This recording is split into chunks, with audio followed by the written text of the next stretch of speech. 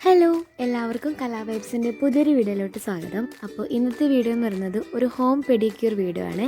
നമുക്ക് നമ്മുടെ കാല് വീട്ടിൽ നിന്ന് തന്നെ എങ്ങനെ പെഡിക്യൂർ ചെയ്യാമെന്നാണ് പറയുന്നത്. ഫസ്റ്റ് ഞാൻ എടുത്തിട്ടുള്ളത് ഇതുപോലെ ഒരു ഫുഡ് ബ്രഷാണ്. ഫുഡ് ബ്രഷ് ഉപയോഗിച്ചിട്ട് ഞാൻ കാല് നന്നായിട്ട് ബ്രഷ് ചെയ്ത് കൊടുക്കുന്നുണ്ട്. അപ്പോൾ നമ്മുടെ ഡെഡ് സെൽസൊക്കെ അങ്ങനെ റിമൂവ് ആവും. നെക്സ്റ്റ് സ്റ്റെപ്പ് എന്ന് പറയുന്നത് നെയിൽസ് കട്ട് ചെയ്യുക എന്നുള്ളതാണ്. ഞാൻ നെയിൽസൊക്കെ കട്ട് ചെയ്തിട്ടുണ്ട്.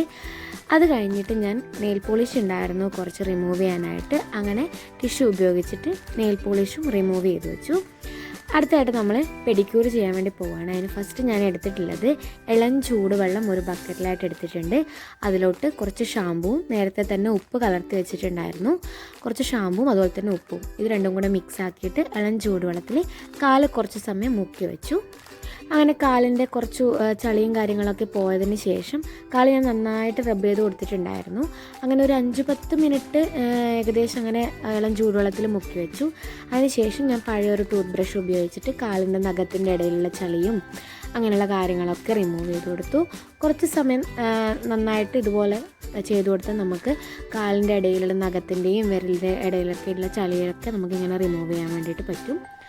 അങ്ങനെ കുറച്ച് സമയം അത് ചെയ്തതിന് ശേഷം ഞാനൊരു പാക്ക് ഇട്ട് കൊടുക്കാമെന്ന് വിചാരിച്ചു.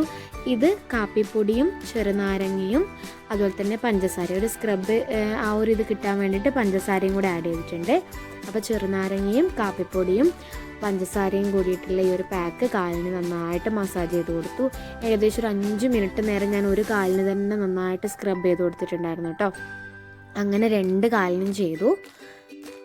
അങ്ങനെ 2 കാലിനും സ്ക്രബ് ചെയ്തതിന് ശേഷം ഞാൻ ആ പാക്ക് റിമൂവ് ചെയ്യാനായിട്ട് വീണ്ടും കാല് ചൂടുവെള്ളത്തിൽ മുക്കി വെച്ചിട്ടുണ്ടായിരുന്നു. നമ്മൾ നേരത്തെ ഉണ്ടായിരുന്ന ഇളം ചൂടുവെള്ളത്തിൽ വീണ്ടും കാല് മുക്കി വെച്ച് ആ പാക്ക് അങ്ങ് റിമൂവ് ആവാൻ വേണ്ടി കുറച്ച് സമയം ഇതുപോലെ റബ്ബ് ചെയ്ത് കൊടുത്തു.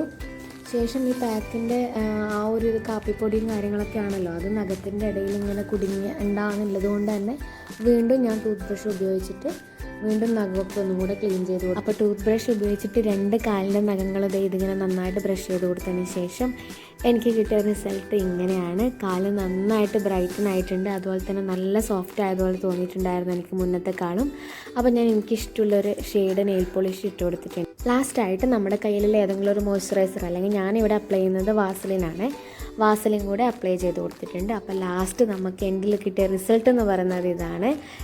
ഞാനൊരു എഫക്റ്റോ കാര്യങ്ങളോ ഒന്നും ഇട്ടിട്ടില്ല, നോർമൽ ക്യാമറയിലെടുത്ത ഫോട്ടോ ആണ്.